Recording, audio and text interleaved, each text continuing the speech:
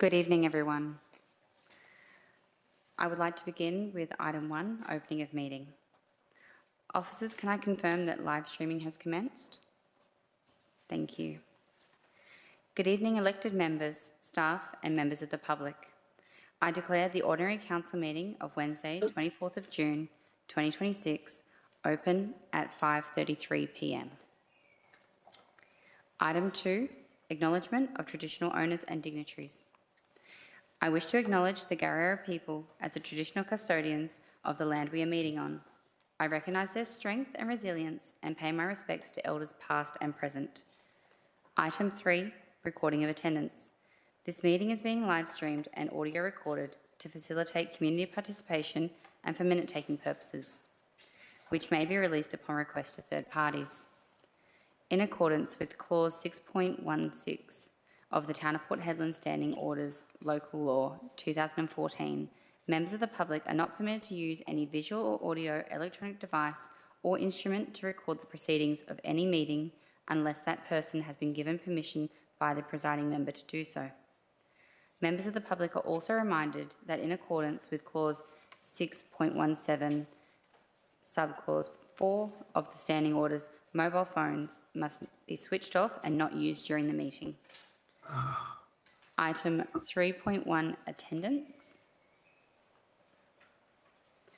Attendance of elected members, administration and others will be recorded in the minutes.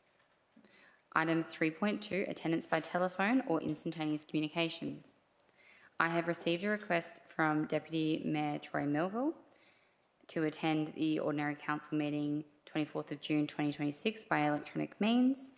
In accordance with Regulation 14C(2)(b), a member may attend a meeting of council if the member is authorised by the Mayor or Council.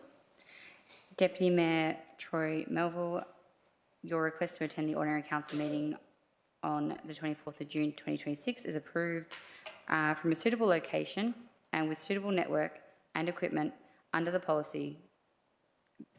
Be also reminded regarding declarations for maintaining confidentiality. If an elected member has an unstable connection during the meeting, resulting in disruptions or difficulties, particularly in casting clear votes, the member will be asked to leave the meeting or the connection will be terminated. Deputy Mayor, would you be able to declare that you can maintain confidentiality? I can declare that, Madam Mayor, and thank you for that authorisation. All going well at this stage. I have a secure connection and in a confined space, so no interruptions. Thank you, Deputy. I would also like to acknowledge that we have Andrew Hammond online as our monitor. Welcome, Andrew. Item 3.3, apologies. We have got Councillor Sharon Todd and Councillor Rachel Baxter as apologies. Item 3.4, approved leave of absence. The Deputy Mayor has a leave of absence approved for the period of the 22nd of June to the 13th of July 2026, but he is present for these meetings. Item 3.5, disclosure of interest. I have received declarations of interest from elected members prior to the meeting. We've got Deputy Mayor Melville, who has declared a financial interest in item 12.3.3, Deed of Extension, Turner River Developments, Pty Ltd, and impartiality for item 12.4.1 and 12.1.4, which is the business plan for major land transaction Rosenauers Learning Centre redevelopment and the differential rating submission. I also wish to disclose my financial interest in item 6.3 deputation and item 12.1.3 rates interest write-off request, and an impartiality interest in item 12.1.4, the differential rating submission, and 12.4.1 business plan for major land transaction Rosenauers Learning Centre redevelopment. Elected members, are there any other declarations to submit? Thank you. Item 4, applications for leave of absence. There have not been any applications for leave of absence received. Elected members, are there any applications that are required to be considered? Thank you. I would like to put forth a procedural motion for the order of business as follows.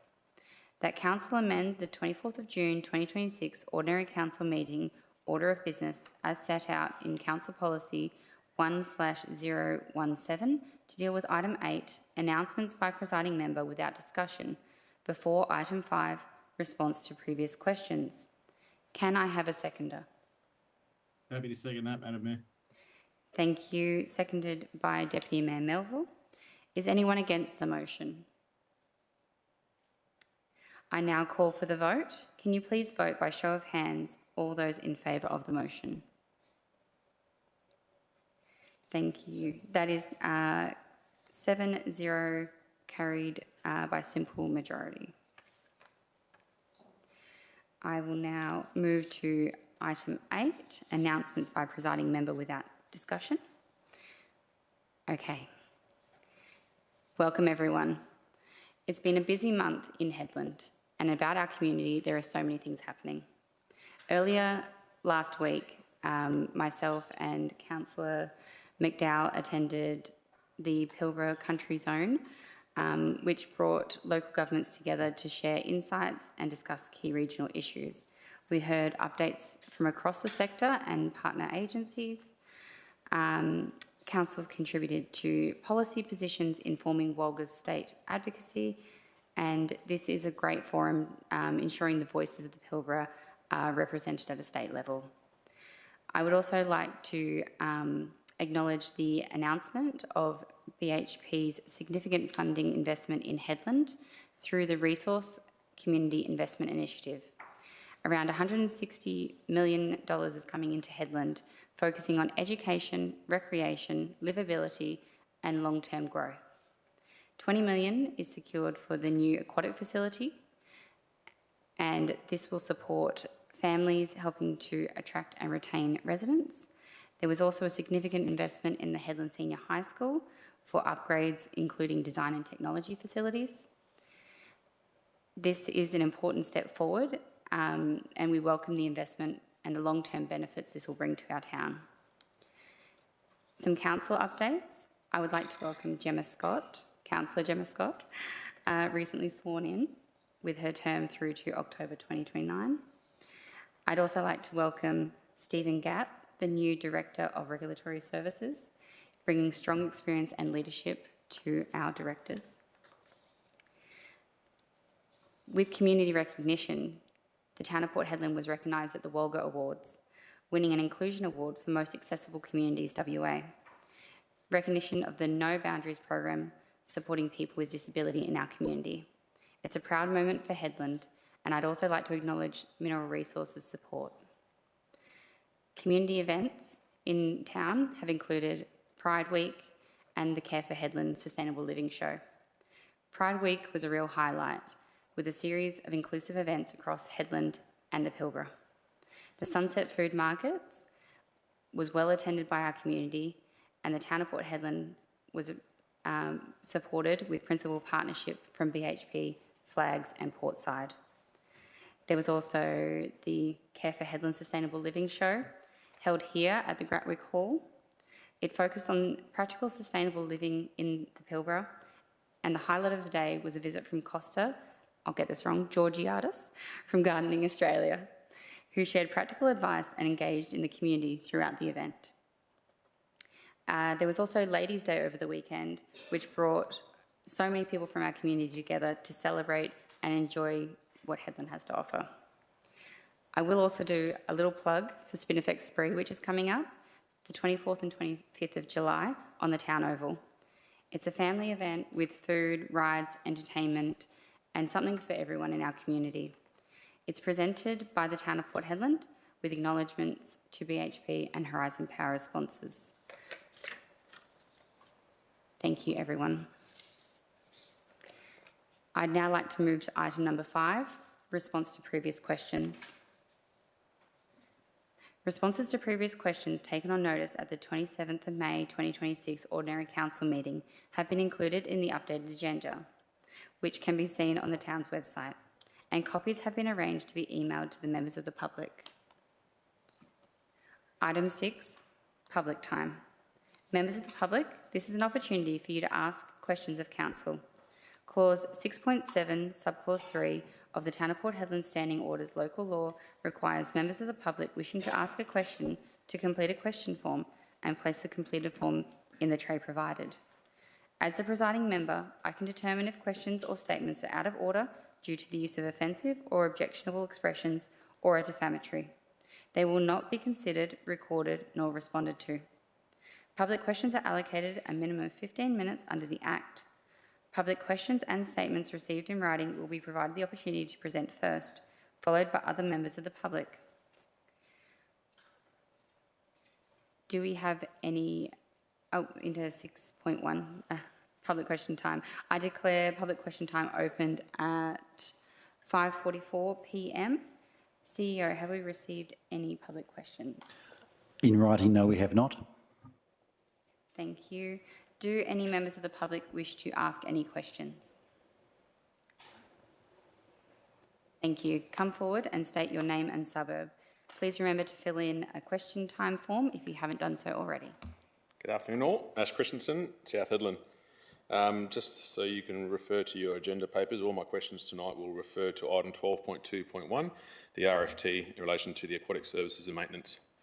Question 1, were the councillors provided with the total maintenance and repair expenditure incurred at Shack and GAC over the last few financial years, identifying how much of that was preventative versus reactive maintenance, and whether approval of this contract will increase, decrease, or simply replace the existing expenditure? Thank you for your question. I will hand that to the CEO. Through the chair, I'll refer that to the Director of Infrastructure Services. That replaces the existing contract. Yep.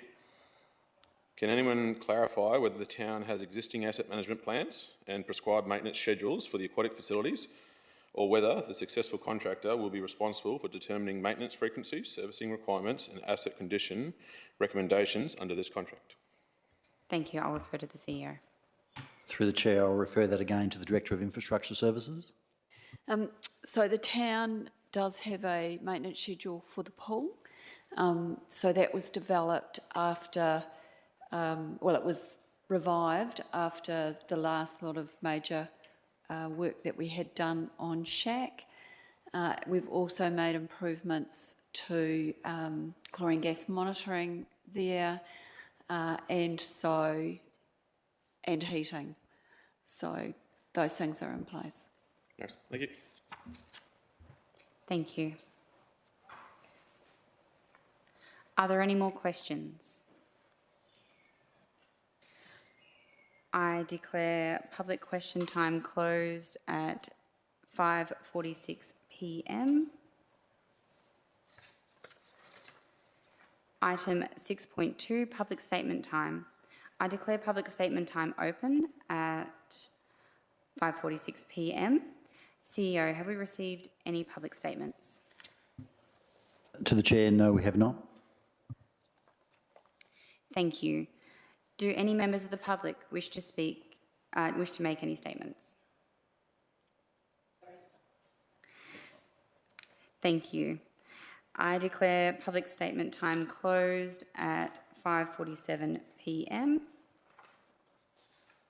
Into item 6.3, petitions, deputations, presentations and submissions. Council? I think this is where I take over, Madam Mayor, isn't it? It is. I'll give you a little introduction if you don't mind. Please, that would be very beneficial. Council has received a deputation from Iron Bridge Operation Pty Ltd for consideration. I would like to remind elected members of the financial interest declared by myself for item 6.3. I request the Deputy Mayor to be the presiding member over this item. I will now leave. Thank you very much, Madam Mayor, for the handover. As you're leaving the room at 05:47 p.m. and from memory, it would take about 38 seconds for me to walk over there. If we got the okay, we'll ask a representative from Iron Bridge Operation Proprietary Limited if they can present the deputation. Please note that 10 minutes is allowed for presenting a deputation, and I'm sure someone there at the town can offer assistance if required. I hopefully will not take 10 minutes. Mayor, councillors and officers, thank you for the opportunity to address council today. My name is Cherie Jones and I am the Commercial Manager representing Fortescue Iron Bridge Operations in relation to agenda item 12.1.3 regarding Fortescue's request for remission of interest charges. Firstly, I wish to reassure that Iron Bridge is not disputing its obligation to pay rates. We understand the importance of rate revenue to the town and we acknowledge that all due and payable principal amounts have been paid. Our request today relates only to the interest charges and the circumstances that lead to those charges accruing. The officer report refers to section 6.81 of the Local Government Act and notes that the rates remain payable even when an objection has been lodged. We accept that. However, respectfully, this matter is not as stated in the agenda item. We did not hold off paying assessment A807318 while further information was received on assessment A807266. It was actually an ongoing inquiry to identify what land the charges were being assessed for and to confirm that the charges were not duplicate for the same area previously paid. In our view, there were two separate matters of inquiry that together created genuine confusion. The first matter related to the Iron Bridge Concentration Handling Facility, assessment 807308, and the second related to the Concentration Diversion Pond, assessment 807318. The first matter regarding Concentration Handling Facility lease area is the subject of duplicate assessments. Over the FY24-25 and FY25-26 financial years, the town issued 3 different assessments with a total value of $3.249 million. Which Fortescue paid in full via its entities, the Pilbara Infrastructure and Iron Bridge Operations, or IBJV. Assessment 807307 relates to lot 61. It's not in the agenda, but does encompass assessment 807266 lot 6 and A807308 CHF. Despite raising questions about these assessments potentially being duplicates, both Fortescue entities paid the assessments issued to them in full and within the required payment period. In other words, where we understood what the assessment lease area was for and could identify the liability, we paid it.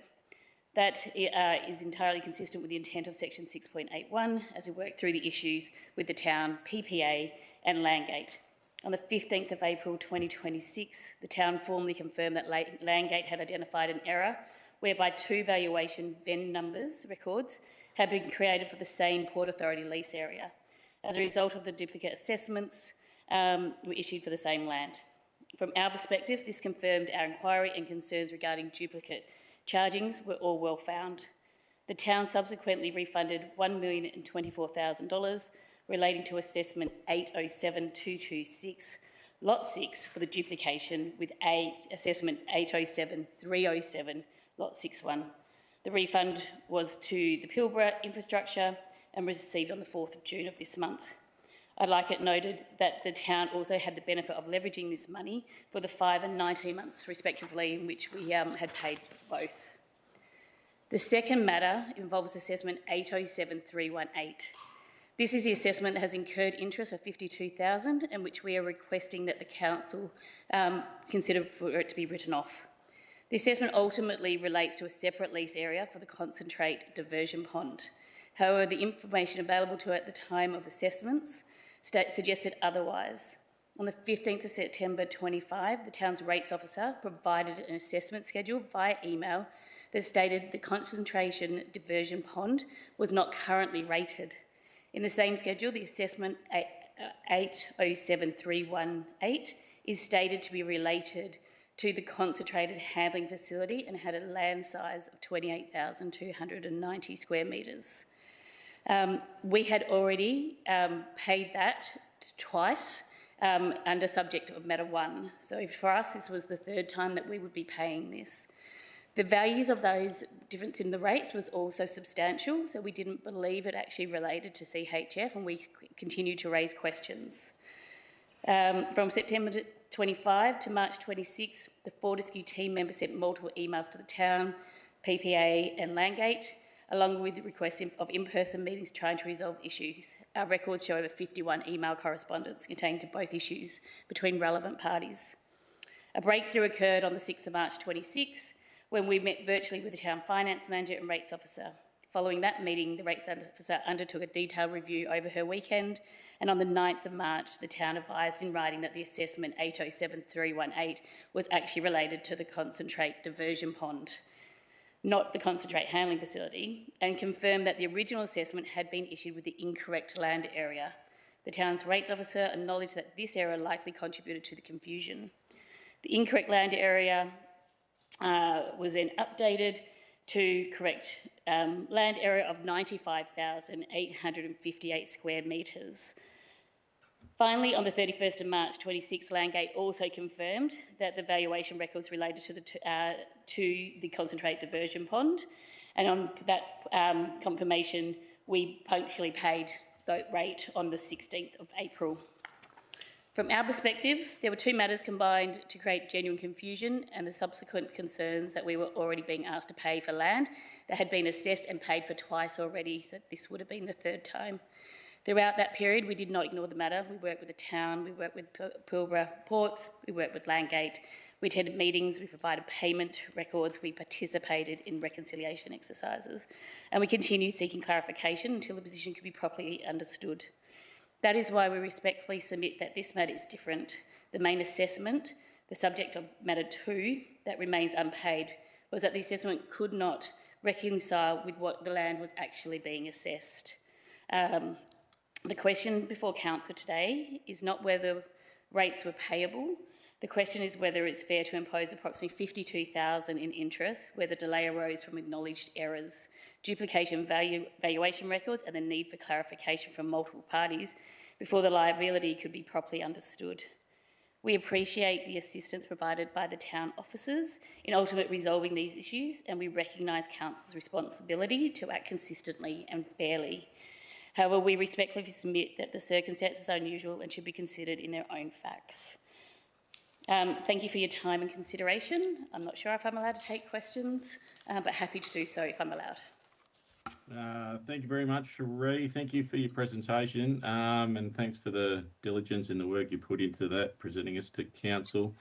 I'll call on any councillors if you have any questions, and CEO, I might get you to give me a hand just with a visual through the screen here if there's any councillors with any questions.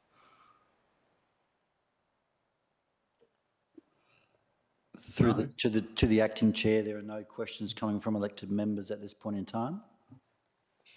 That being the case, I'll say thank you again, and if we can return our mayor to the podium. Thank you for your time. We invite her back at 05:56.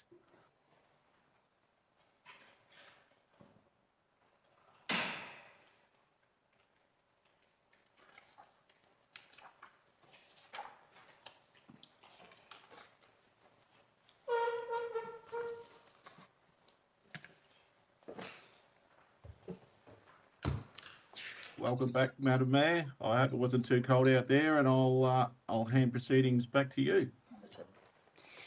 Thank you, Deputy. Item 7, questions from members without notice. Are there any questions from elected members? Yes, I have a few questions, thank you. My first question comes from a member of the public who would like some clarification. About why non-for-profit groups are now no longer eligible for discounted rate when hiring town venues. Bookings have stated that discounts are not for non-for-profit groups was removed in the 25-26 budget. Thank you. I'll refer that to the CEO. Thank you. Through the chair, I'll refer that to the Director of Community Services. Through the chair, I will need to probably come back to you. I probably need a little bit more information, but we haven't stopped any clubs from actually coming forward for a fee waiver.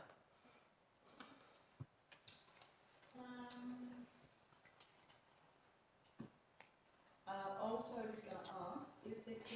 Sorry, Councillor, I don't think you're...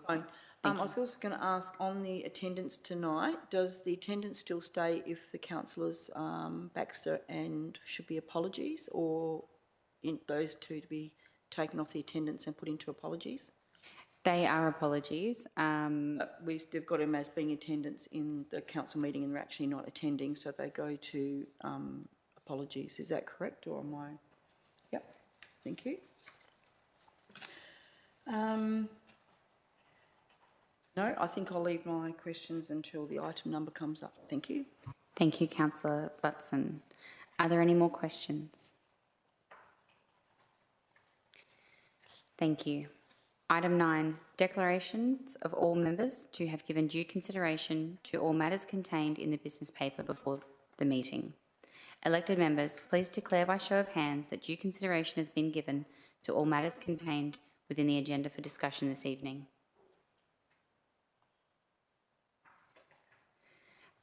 Noted, all in attendance have shown their hands. Item 10, confirmation of minutes of previous meeting. As we move into the next section of the agenda, the recommendations will be shown on the screen. We have an officer's recommendation as displayed on the screen that requires a simple majority vote. Can I have a mover? Thank you, Councillor McDowell. Is there a seconder? Thank you, Councillor Butson. Is anyone against the motion? Now I call for the vote. Can you please vote by show of hands, those in favour of the motion? Thank you. I note 7 hands up for the motion. That is 7-0 carried by simple majority.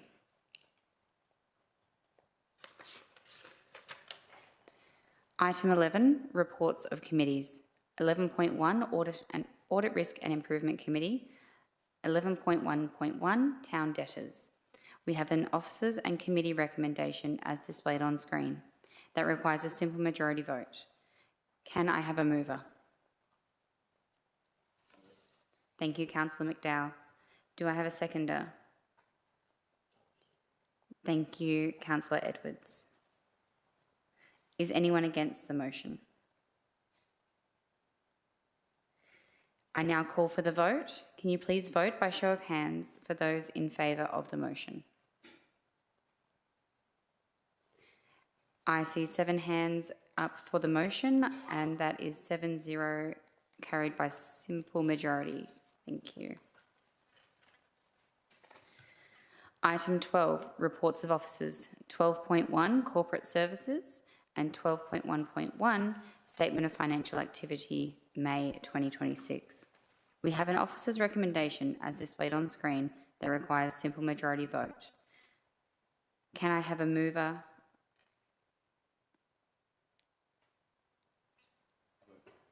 Thank you, Councillor McDowell. Do I have a seconder? Thank you, Councillor Edwards. Is anyone against the motion? I now call for the vote. Can you please vote by show of hands for those in favour of the motion? 7 hands is 7-0 in favour, simple majority vote.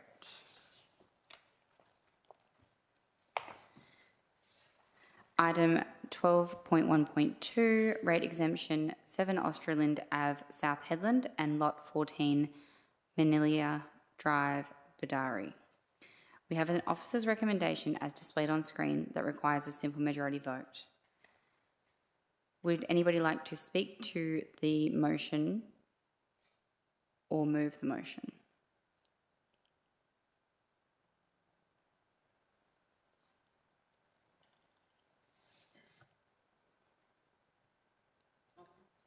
Thank you, Councillor Little. Do I have a seconder?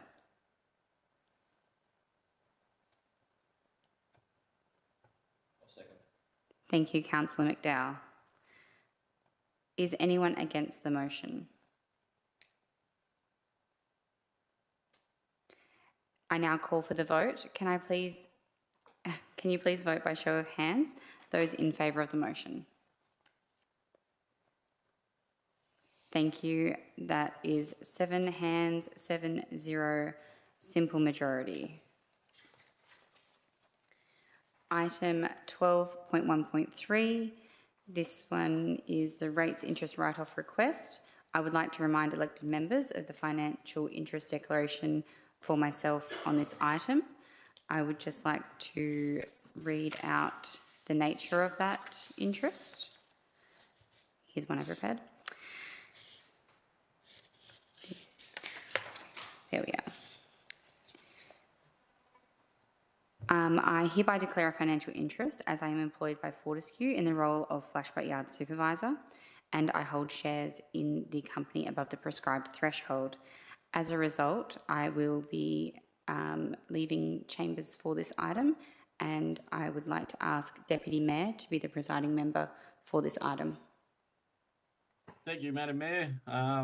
Taking over now, and we'll ask you to leave chambers at 0604. And if I can get a bit of a thumbs up when that's been completed.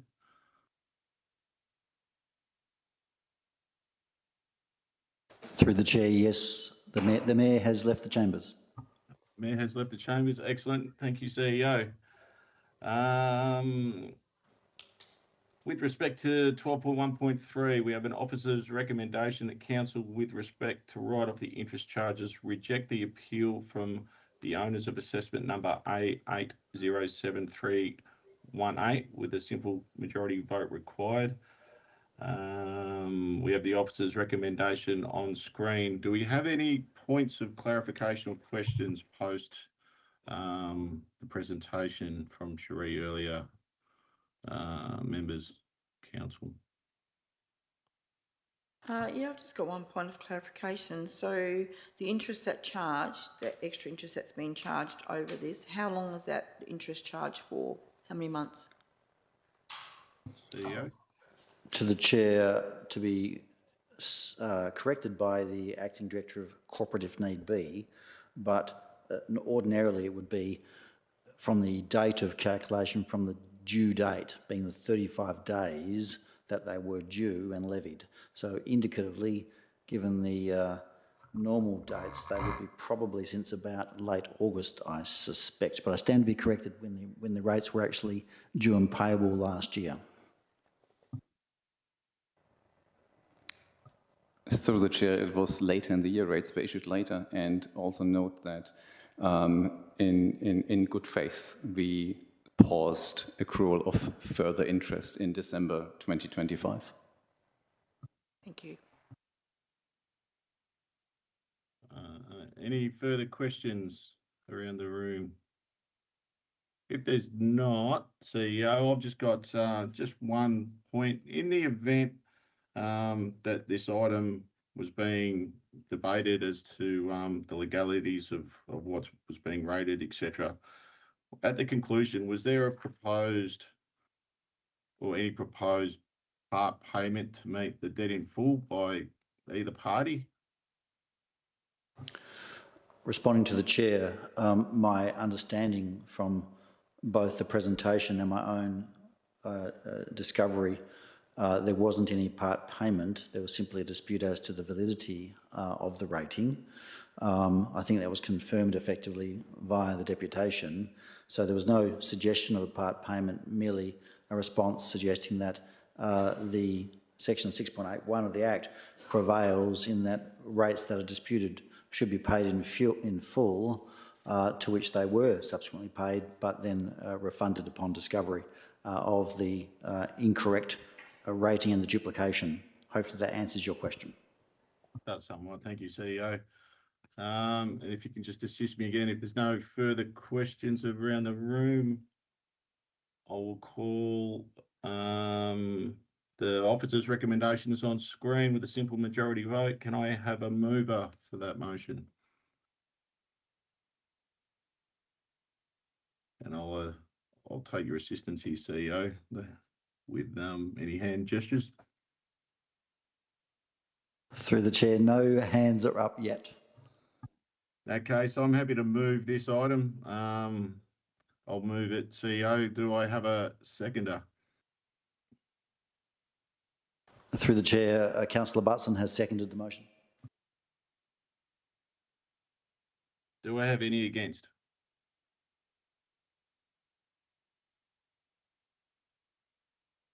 I don't seem to have any against. CEO, just confirming. Through the chair, there is no hands up against the motion. Thank you. I'll now call for the vote. If you can please vote by a show of hands, those in favour of the motion. Through the chair, I counted 6 votes, including your own. 6, thank you very much. That motion is passed by simple majority 6-0. Can we please invite the Mayor back in the chambers at 0608?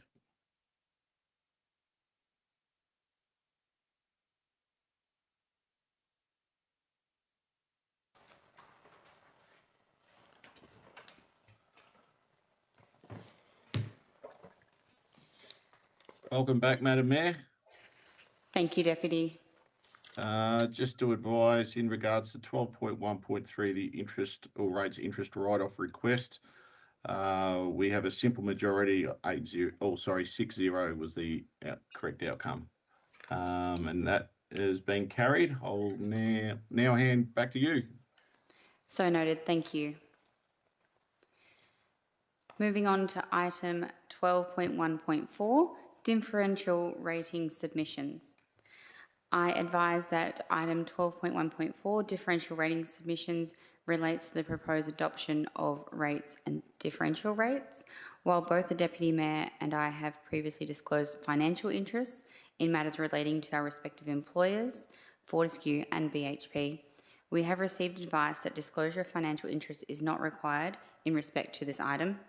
This is because the item concerns adoption and imposition of rates and differential rates by the local government and is therefore captured by the exemption contained within section 5.63 subsection 1 of the Local Government Act 1995. In particular, section 5.631 provides that the disclosure provisions in section 5.65 and 5.70 and 5.71 do not apply where a person has an interest in common to a significant number of electors or ratepayers, or an interest in the imposition of any rate, charge or fee by local government. Neither the Deputy Mayor nor I are required to disclose financial interest or leave the meeting for consideration of item 12.1.4, but I will declare an impartiality interest and we will participate in discussion and voting on the matter. Do you concur, Deputy Mayor? I concur indeed. Thank you, Madam Mayor, and very well put, I may add. You've summed it up beautifully. Thank you. Thank you. We have an officer's recommendation, as displayed on screen, that requires a simple majority vote. Do we have any questions on this item? Can I have a mover? Happy to move, Madam Mayor. Thank you, Deputy Mayor Melville. And a seconder? Councillor Butson, thank you. Is anyone against this motion? I now call for the vote. Can you please vote by show of hands for those in favour of the motion? That is 7 hands and the motion is carried 7-0 simple majority vote. Item 12.2 Community Services. 12.2.1 RFT 2526-16 Aquatic Servicing and Maintenance. We have an officer's recommendation as displayed on screen that requires a simple majority vote. Do we have any questions or comments? A couple of questions, if you don't mind, Madam Mayor. Not meaning to butt in front of anyone else if they're doing likewise. Just in regards to this one, just for clarification, so this, and a little bit to Mr. Christensen's question, so this item is actually budgeted for under our current maintenance strategy for the pools, is that correct? I'll refer that to the CEO. Thank you. I'll refer that to the Director of Infrastructure Services. Yes, it is. It is replacement of an existing contract for aquatic servicing. Thank you. and therefore who will oversee that maintenance schedule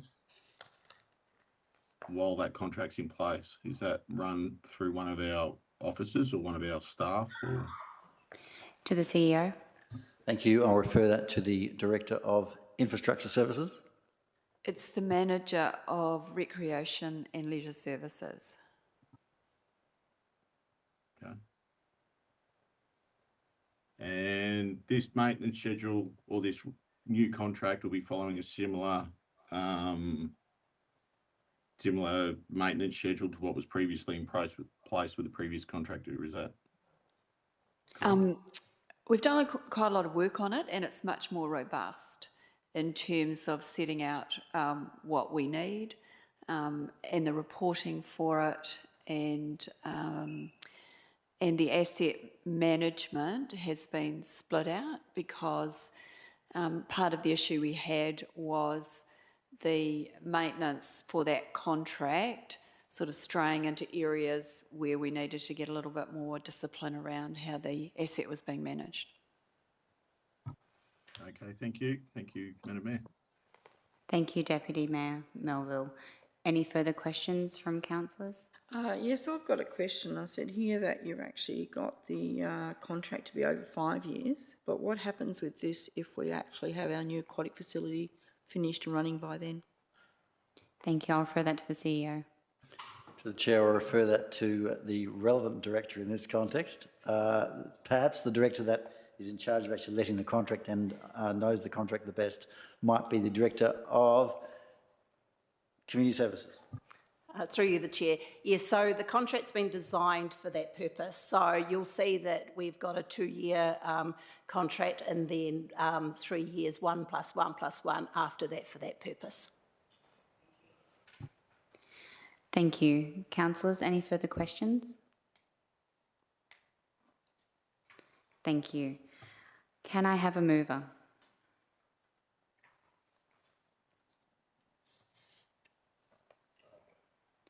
Councillor Edwards, thank you. And a seconder? Thank you, Councillor McDowell. Is anyone against the motion? I now call for the vote. Can you please vote by show of hands for those in favour of the motion?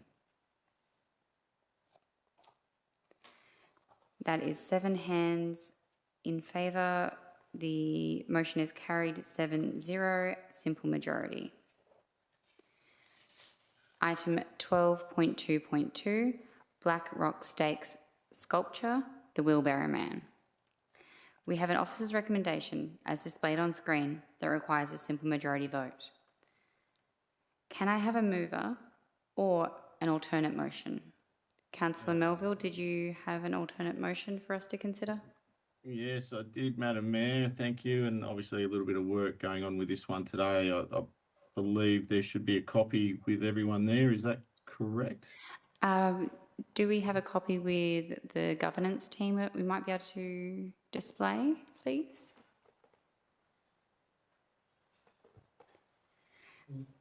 I think that one's on display now. Deputy Mayor, would you like to talk to the alternate motion?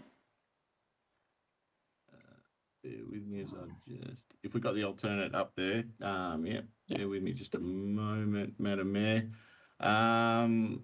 Just in regards to this, there's... I think the original purpose or the acknowledging the original safety hazard that was captured, but as per and documented the April OCM that we had, we wanted to formulate a policy for our historical artefacts and items of significance. And I just felt we hadn't quite captured that. So with the town's assistance, I think we've formulated this quite well. So I'm moving we'll accept the officer's recommendation with the deletion of part 4 and the adoption of new parts 4, 5 and 6 as stated there. I think it's one probably gives us a little bit more manoeuvrability and some long-term benefit as we don't lose items that had a great significance to us. In the briefing, there was some conversations around the original authoriser of this statute, and I'm still doing a little bit of hunting there. I do have one question or point of clarification, if I may, just before we move into this vote. I acknowledge the town's reached out to the Historical Society, I think since the briefing last Wednesday, but I don't see any feedback, or did they provide any feedback for council to consider before we moved or voted on this item? Thank you for that motion and your question. I'll refer that to the CEO. Thank you. I'll refer that to the Director of Community Services for a response. Through the chair, so the correspondence we had with the society was verbal, with the current responsible person plus her partner. They informed us that they were supportive of the redevelopment of a new structure due to the condition of the current one. They also informed us that they were really keen to be part of the next phase of this particular project. Thank you. Any further questions, Deputy Mayor? No, that was it. Thank you for the response. And if there's no further questions from the team, I'm happy to move that amended motion. Thank you. Are there any further questions from councillors? In that case, Deputy Mayor Melville has moved this motion. Is there a seconder for the alternate motion? Thank you, Councillor Butson. Is anyone against the motion? I now call for the vote. Can you please vote by show of hands those in favour of the motion? Thank you. That is 7 hands, giving us a 7-0 simple majority. Item 12.3, Regulatory Services. 12.3.1, Care for Hedland Funding Arrangement. Through the chair, before the mayor asks for a mover and seconder, I'd just like to disclose that I've received another declaration of financial or impartiality interest. So if I can just disclose that to the meeting, the Director of Infrastructure has declared an impartiality interest in relation to 12.3.1 Care for Hedland Funding Arrangement. In that the nature of her interest is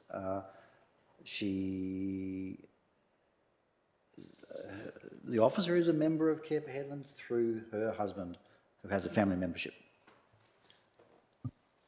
Thank you. The interest is noted. We have an officer's recommendation, as displayed on screen, that requires an absolute majority vote. Are there any questions or clarifications sought on this item?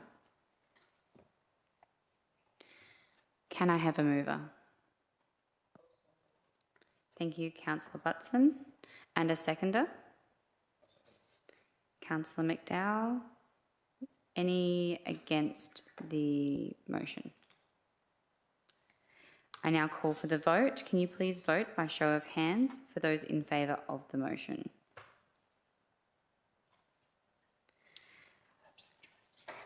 That was 7 hands and the motion is carried 7-0 absolute majority.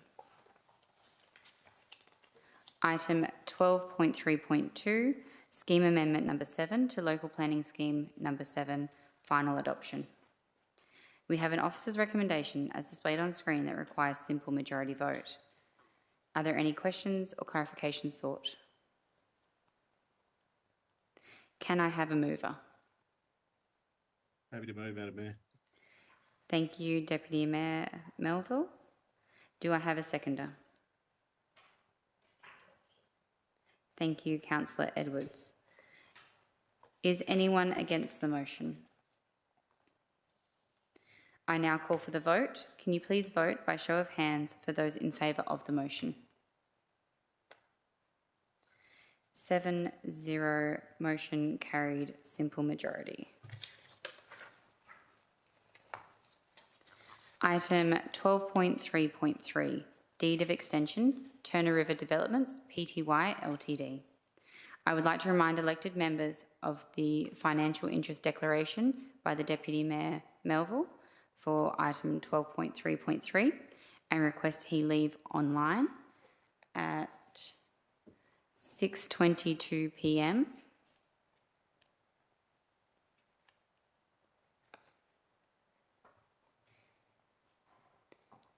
Thank you.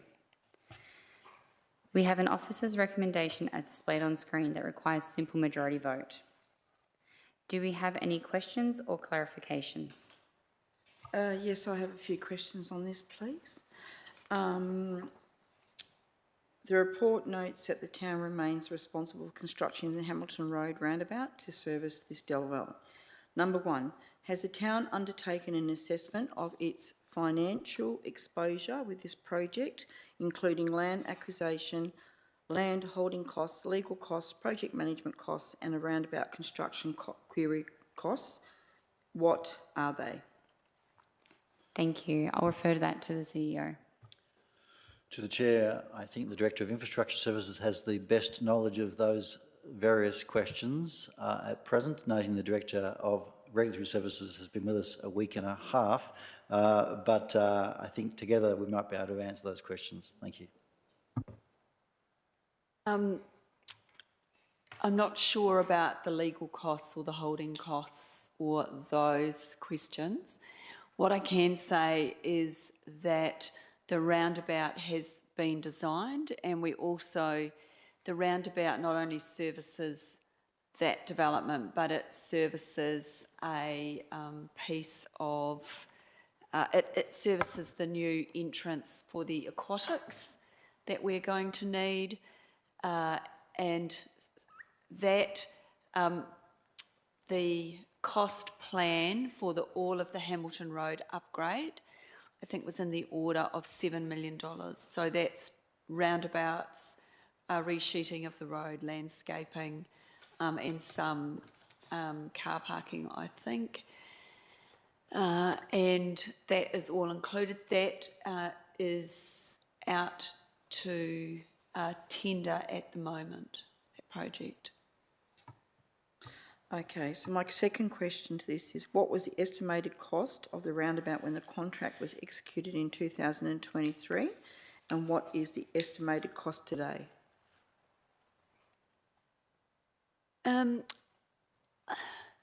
I think at the time the roundabout was somewhere around $500,000, but there was no design done for that. And the roundabout has moved. The roundabout the design had to be changed because of the design of Hamilton Road. I don't have a cost of the roundabout as such because it's part of the Hamilton Road works. So we were always going to build roundabouts on Hamilton Road to service Shish. So what we have done is ensured that the site had good access to it as well as the Shish. So we were able to do two things at the same time. My third question is, who bears responsibility for any increase in roundabout construction costs arising from delays beyond the town's control? We're not delaying on the part of the town. The town council did take a decision in the end of 2024 to put the Shish on hold, so we did that. We are now tendering Hamilton Road. It's in the budget. It has been approved by council. So I'm not aware that there will be any extra costs for delay. The roundabout was always needed by the town. And so what we did was ensure that the design would be able to be used to service that block of land as well. Okay, so my fourth question will probably no, but I'll ask it. Does the town remain obligated to construct the roundabout if the development ultimately does not proceed? Yes. Yes, we need it for the Shish, but what we would do is not build the nub that went into that block of land. We would build that at a later stage, or require a developer to be able to tie into that roundabout and at a later stage at their cost. So number 5, what development milestones must be achieved before the town is required to commence construction of the roundabout?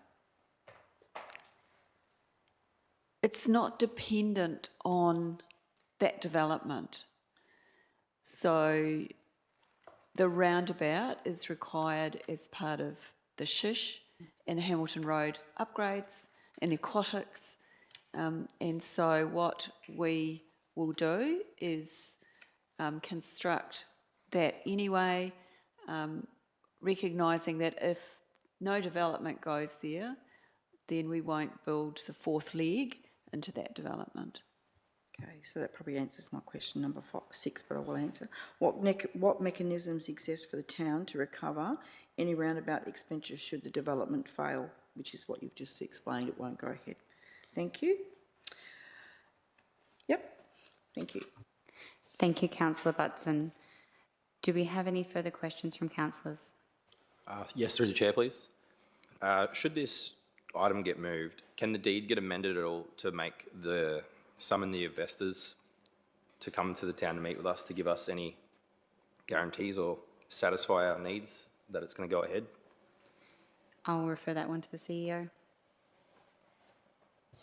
Through the chair, certainly we can make a notation and record it in the minutes if there is no amendment, that as part of the signing of the deed of agreement extension, that it is subject to a further meeting within a period of time to our satisfaction, let's say 3 months, that provides us with an update as to the signing of subsequent contracts to give us satisfaction regarding completion of the project.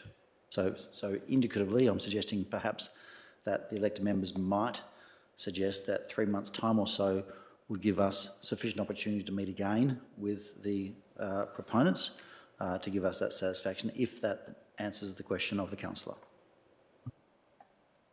Yes, thank you. 3 months seems like a long time, but it'd be good if we could get them to come to the party and tell us what's going on. But that answers it. Thank you.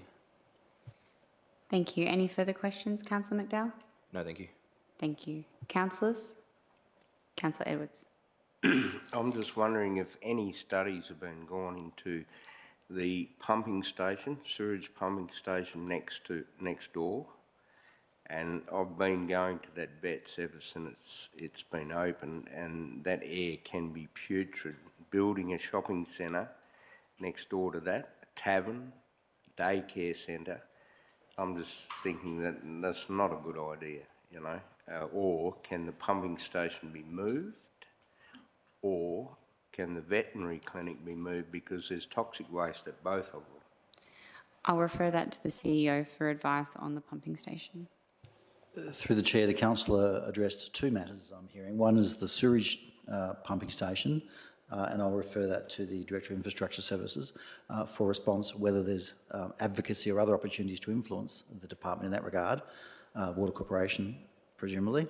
And the second question goes to concerns regarding odours coming from the vet next door, and again that might be one for compliance that I can refer to the Director of Regulatory Services for an advocacy and direct intervention opportunities for those 2 concerns. So firstly to the Director of Infrastructure Services.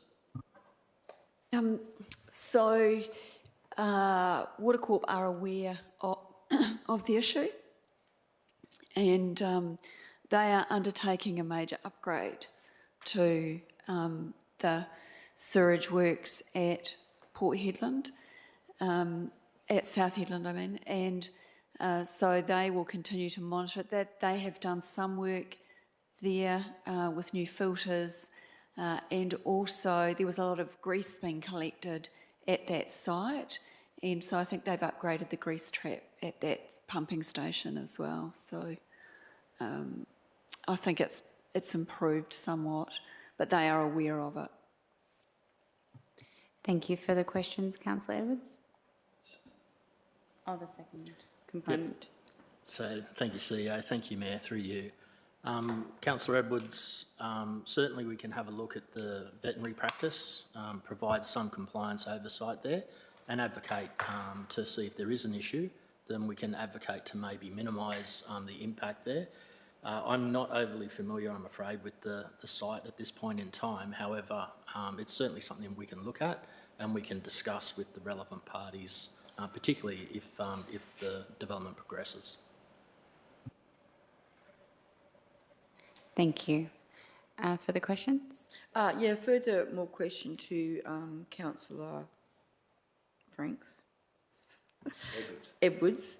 I was under the understanding that is the major pumping station for the whole of South Hedland, and that probably wouldn't be removed. Is that correct?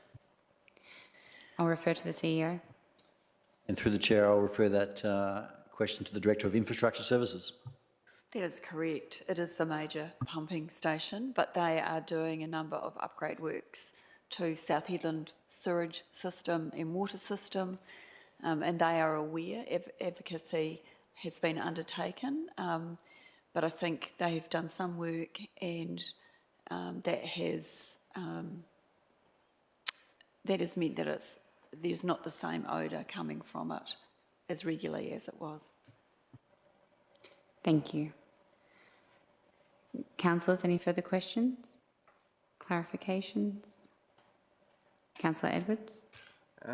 Just one concern, if anybody's ever thought that maybe that's not the right spot for the shopping centre, tavern next to a school, pumping station, toxic waste from the vet, you know, I'm just putting it out there, you know, those things. I think if you're in Perth, I don't think they'd build a tavern next to a school, you know. I know we're 1,000 miles away, but, you know, just food for thought. Thank you for your questions, comments with regards to that. I will refer to the CEO for considerations on that development.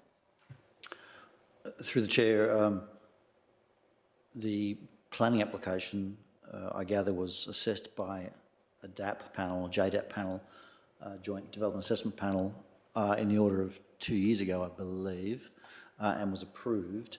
The JDAP comprised at the time, no doubt would have comprised 5 members, 2 of which would have been elected members or commissioners, probably elected members I suspect at the time, and 3 expert panellists. Now, I'm not privy to the actual approval process myself, other than the fact that I'm assured that it was approved under a development panel, and that development panel would have assessed all manner of things, including what you class as, I guess, all the planning constraints and opportunities on the land, including environmental, social factors. So whilst I can't sit here today and hand on heart tell you that those factors were specifically addressed, I'm confident that the State Development Assessment Panel, with 2 elected members present advocating for our community at the time, assessed all relevant factors, including, as you're suggesting, any potential risks or concerns in relation to a tavern next to whether it be a school or a pumping station or indeed a childcare facility at the time. I would like a point of clarification. Is it that the developer cannot actually put a JDAP application unless they own the land, in which they don't own the land, the town of Port Hedland does? CEO? Through the chair, the law, the Planning Development Act Western Australia, requires the lodgement of an application for development to be signed by the landowner. So at the time, the landowner would have been, in conjunction with the town of Port Hedland and the state of Western Australia, being the landowner.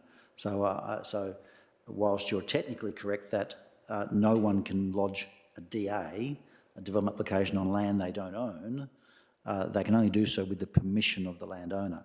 And my understanding, stand to be corrected by those with more knowledge in the room, is that the landowner continues to be the state of Western Australia, with commentary by the intended landowner being the town of Boylan. So therefore it was a compliant DA and assessed as such by the JDAP, Joint Development Assessment Panel, at the time. Thank you.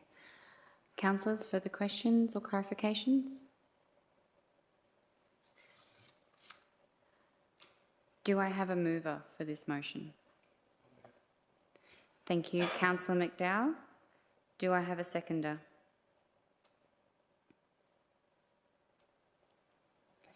Thank you, Councillor Little. Is anyone against the motion?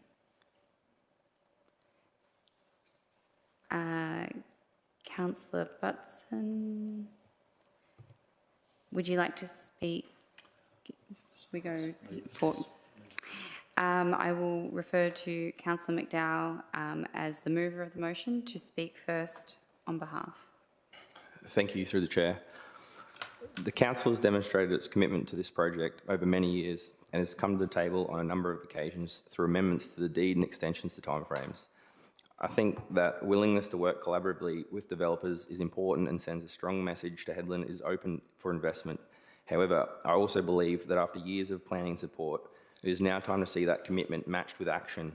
The community has been hearing about this project for a long time. I think everyone is eager to see the shovels in the ground. If we were not to support this extension, we'd need to ask ourselves what the alternative is. While the deed provides council with the option to repurchase the land, there is currently no alternative proposal or identified use for this site.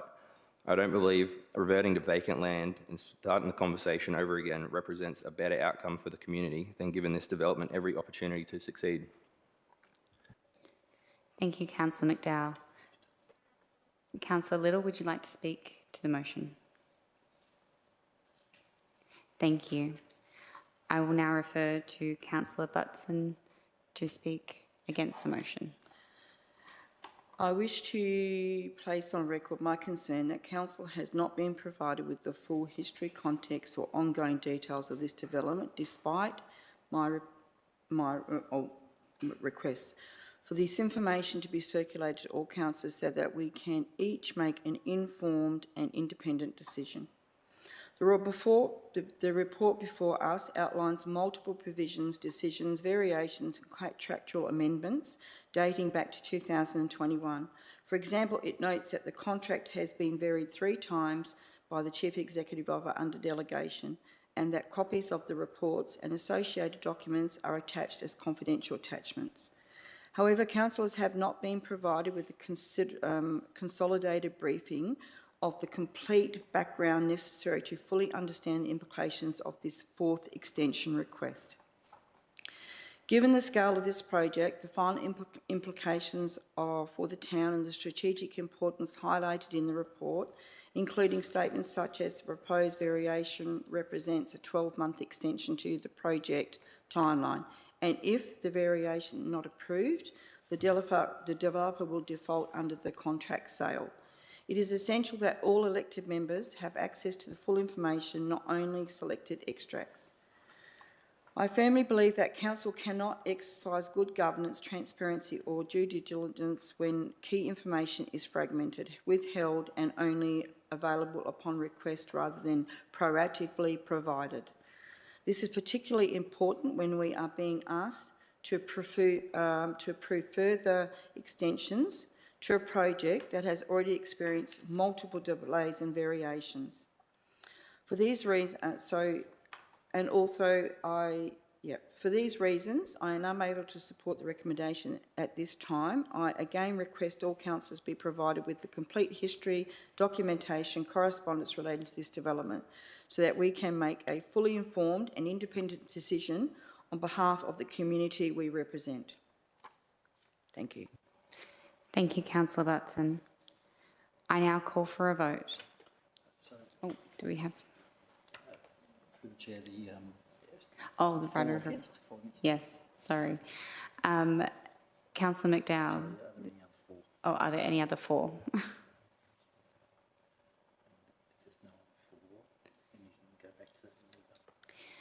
If there's nobody else to speak on behalf of the motion 4,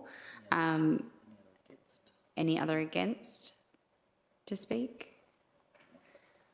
I will now ask Councillor McDowell if he would like to speak to sum up where we're at. Right of reply. Thank you. Thank you through the chair. Great response, Councillor Butson. Whilst we are still very new council, I don't believe the extensions in the past represent our beliefs now, and we haven't had a chance to follow this up ourselves and push it along the line. And I think we can probably be a bit more of a pain and get this happening. That's pretty much sums it up. Thank you. Thank you, Councillor McDowell. I now call for the vote. Can you please vote by show of hands for those in favour of the motion? That is 5 hands for the motion. And those against? 1 against. That is 5 to 1 carried in favour of the motion and a simple majority. Can we please invite Deputy Mayor Melville back online at 6:44 p.m.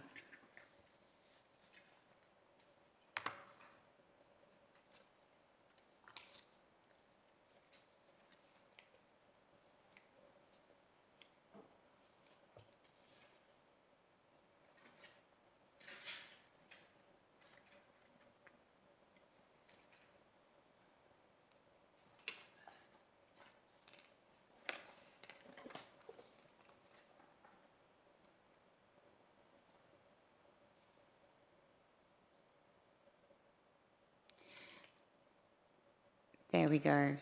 Welcome back, Deputy Mayor. Thanks for having me back, Madam Mayor. I can update you on the result of item 12.3.3, deed of extension, Turner River Development Pty Ltd. The motion was carried 5-1 in favour by simple majority. Thank you, Madam Mayor. Moving on to item 12.4, infrastructure services. Item 12.4.1, business plan for major land transaction, Rosenauer's Early Learning Centre redevelopment. I would like to remind elected members of the impartiality interest declared by myself with regards to this item and Deputy Mayor Melville.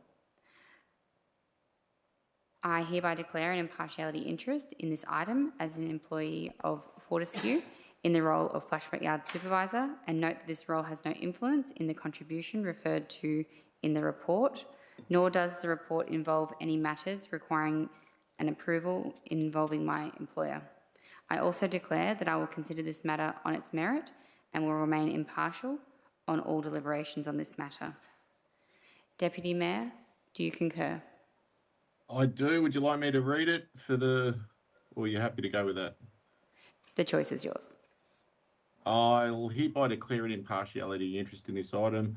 As I'm employed by BHP in the role of team leader, and whilst I hold shares in the company above the prescribed value, I note that my role has no influence in the contribution referenced in the report, and nor does the report involve any matters requiring my approval involving my employer, nor do I perceive it will impact the share price of the company.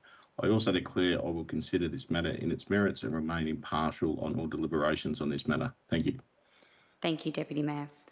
We have an officer's recommendation as displayed on screen that requires a simple majority vote. Are there any questions or clarifications sought? Yeah, I've just got a point of clarification. I think it's actually changed since I read it today. But on point 3, could we add into that point and council budget approval through a standalone council motion or not? Council. Can I clarify that you are seeking to amend point 3 to require a separate budget approval for? Okay, sorry.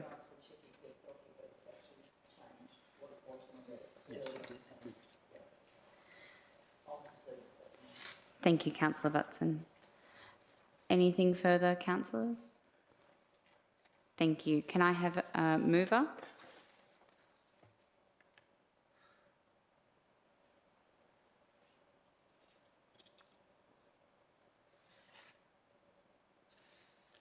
If we do not... Did you have a mover, Madam Mayor? Sorry, the visual of the room's fairly small here. If there's no mover, happy to move. Thank you, Deputy Mayor.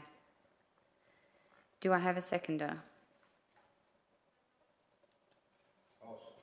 I've got Councillor Little as seconder. Is anyone against the motion? I now call for the vote. Can you please vote by show of hands for those in favour of the motion? Noting 7-0, simple majority carried. Item 12.5, Executive Services. 12.5.1, Project Uplift, Endorsement of Implementation Plan. We have an officer's recommendation as displayed on screen that requires a simple majority vote. Can I have a mover? Oh, sorry. Do we have any questions or clarifications sought? Any questions, Madam Mayor? Happy to move. Thank you, Deputy Mayor. Do I have a seconder? Thank you, Councillor McDowell. Is anyone against the motion? I now call for the vote. Can you please vote by show of hands for those in favour of the motion? 7 hands. The motion is carried 7-0 by a simple majority. Item 13, new business of an urgent nature, late items. There are no items to be considered by council. Item 14, motions of which previous notice has been given. There are no items to be considered by council. Item 15, matters for which meeting may be closed, confidential matters. There are no items to be considered by council. Item 16, closure. 16.1, date of next meeting. The next ordinary council meeting is scheduled for Wednesday, the 29th of July, 2026, to commence at 5:30 p.m. 16.2, closure. I thank elected members, members of the public, the CEO and his staff for their attendance. There being no further business, I declare the ordinary council meeting closed at 6:50 p.m.